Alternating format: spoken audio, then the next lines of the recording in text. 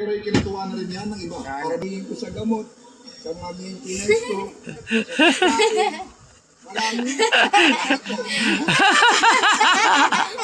Hawakan mo yung mic na maayos. Ang lupit mo talaga. Yan. Pagdating ng hapon, nauwi na lang yan, talagang pangkain na lang. Ang pamahagi ng naturang ayuda sa Maynila. Ano pala doon? Pinagamahan mismo ni Paolo. Presidente yan. Pag nakita yan. Reporter. Sa susunod na linggo, mga jeepney, bus,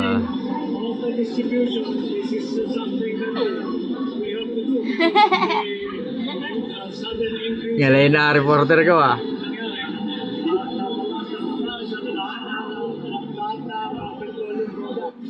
ang pinamigay Saan naman ng ilang driver ang hindi nila pagkakasama sa master list ng mga dapat makatanggap ng ayuda.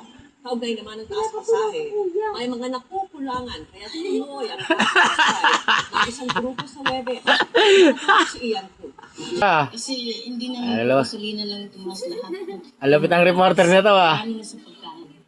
Kasi mahalaga po yung pagkain. Kasi kung hindi po kakain, paano ka magbiyahe? Hindi na rin gutom. Ito po, nakabili po kami ng gulong, interior, sa pamilya ko po. May pang budget na po kami pang isang linggo. Huwag mo yan, suklay. Tapos yung isang tao, dalawang tao. Lakas ng gusto. Ngayon po, marami po kami ngayon dito. Halos lahat po kami, wala po kami doon lahat.